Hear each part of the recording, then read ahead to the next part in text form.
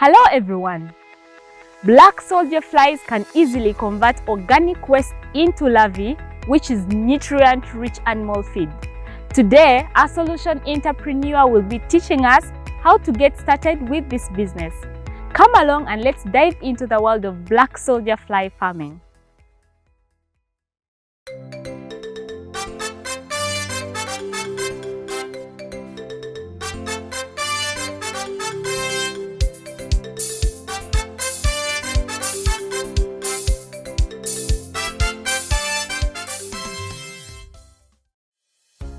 I grew up on the farm and I saw all the difficulties accessing feed for our poultry, pigs. I ended up in learning about insect technologies.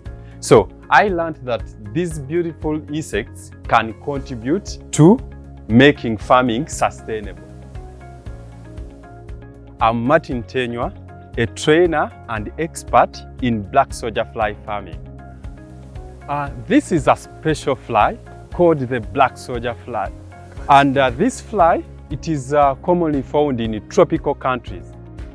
The beauty about this small insect is that they can solve almost 4 biggest challenges that our farmers in Uganda face.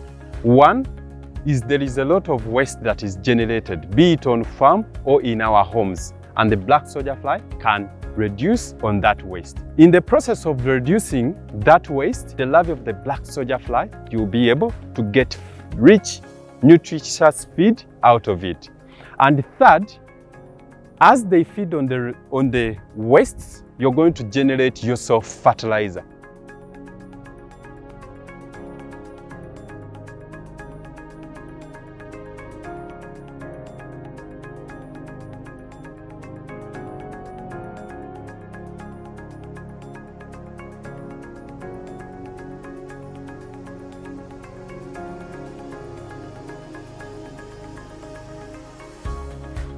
I'm going to take you through a step-by-step process on how you can farm black soldier fly yourself. Make sure you have space where you can set up a simple structure to start your black soldier fly farm. One of the things in that structure is the cage, where the male and the female mate and ovipost the eggs. It should range between 25 to 36 degrees Celsius. So make sure your structure doesn't have a lot of heat in it. You need a frame. For now, I've used the metallic, but the frame can be made out of wood. You have yourself a frame of any dimension, but it should not go below 1 meter in height. You will make a net. And these nets are stiff nets. These are not mosquito-treated nets. The moment you use them, the flies will die. So these stiff nets, you can get them to suppliers of greenhouse material. The small standard net can be about 70 centimeters in length and width, but also a height of 140 centimeters. This larva cage has to be placed where natural light can reach. The natural light induces mating of these flies. You must make sure that the cage is not on the ground. It is raised and it has legs with a container which has oil to avoid these black ants from accessing our beautiful flies. Inside the larva cage, we prepare a safe location where our flies are going to ovipost the eggs. You're going to find these woods and also a container down it. In a container, we put there any smelly substrate. It acts as an attractant to induce the flies come and ovipost in these woods. They can be 1 feet long and their height is just is about 1 centimeter. After 2 days, these flies will start oviposting eggs up to the 14th day. So They will ovipost eggs inside these woods. As you can see, already eggs are there. And you will keep on harvesting these eggs after 2 days.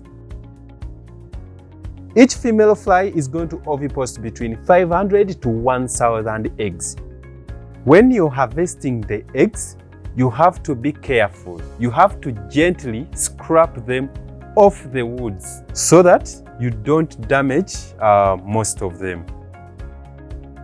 The next step is to prepare our starter feed substrate. We get about 1 kilo of maize bran, and we are going to mix about 1 liter of water. Mix thoroughly well. The purpose of the starter feed substrate is, after harvesting the eggs, you're going to introduce it to this food so that when the eggs hatch, the hatchlings immediately follow onto this food and start to eat and grow. We have about 2 kilos of maize bran and 2 kilos of waste. It can be rice bran, you can use mara waste, you can use dry coffee hussks, just to avoid the maize bran alone to cake. So you have to thoroughly mix them together.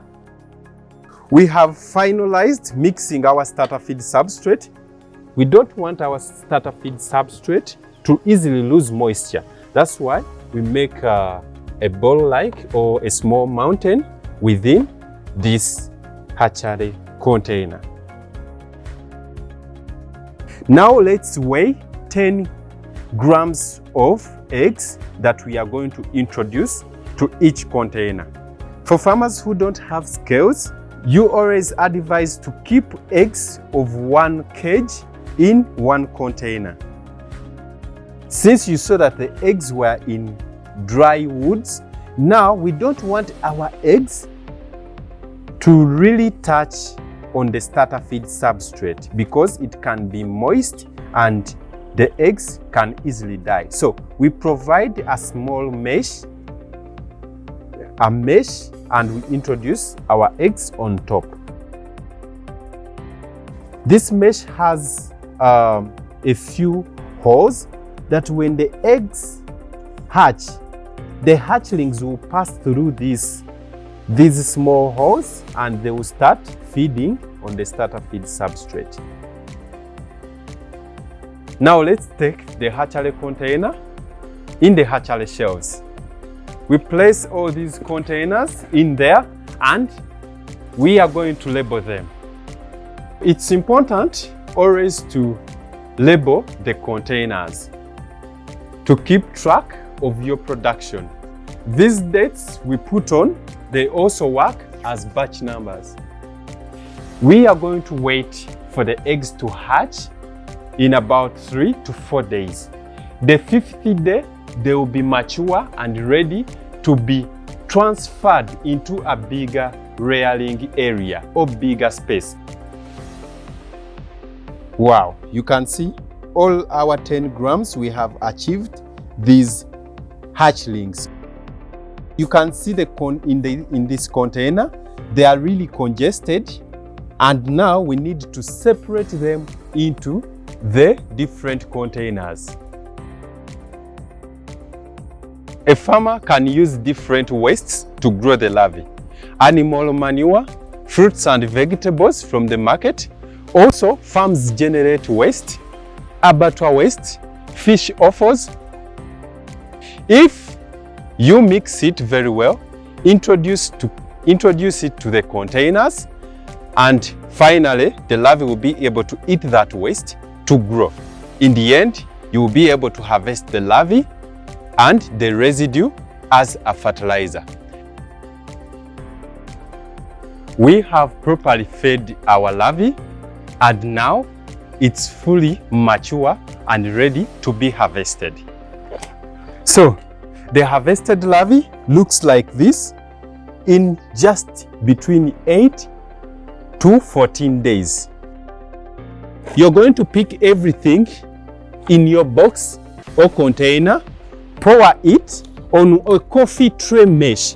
These coffee tray mesh, they are found in hardwares and they are cheap to use. You spread the larvae on top of a coffee tray mesh and place the coffee tray mesh in light, and the larvae will keep on wiggling through, as you can see. When the larvae grow, make sure you leave about 20% of the grown larvae that can be fed more to turn into the pupa. This will take about 10 to 14 days. And now you will see them turning black. Eventually, they will become dormant. Then you can take them back into our breeding larve cage. The flies will emerge again and the cycle will continue moving. I want to take you through the products that we are able to get from these incredible insects. You can use fresh larvae to give to your chicken. If you don't use fresh larvae as feed, you can process it further by drying it. But how do we come to this point? You're going to harvest it, boil hot water, soak it in hot water for just 1 to 2 minutes, and they will be immobilized. Then you can go and dry it either in direct sun or using a solar dryer. Behind me is a small solar dryer with dried up larvae.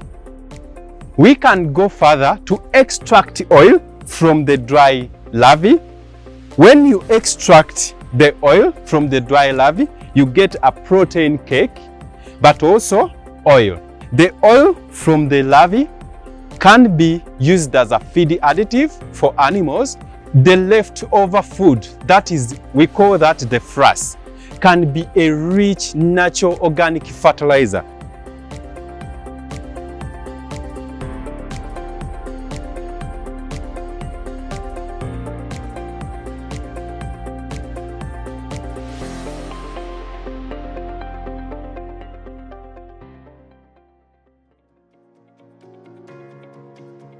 The number one thing before starting a black soldier fly business is you have to understand its life cycle. There are 4 stages: the adult fly, the eggs, the larva, and the pupa. If you understand what every stage requires, you're good to farm black soldier fly. The biggest challenge in black soldier fly farming, people don't take it as an agricultural operation. They associate these beautiful flies with a common house fly that can transmit vectors. And because it's new to people, we need to change their perception. When I move out there, most people, or my fellow young people, call me the maggot king because I produce black soldier fly larvae and I'm happy about it. Congratulations on learning how to practice black soldier fly farming. Are you interested in learning more easy to start local income skills? Visit www.sawaworld.org to get started.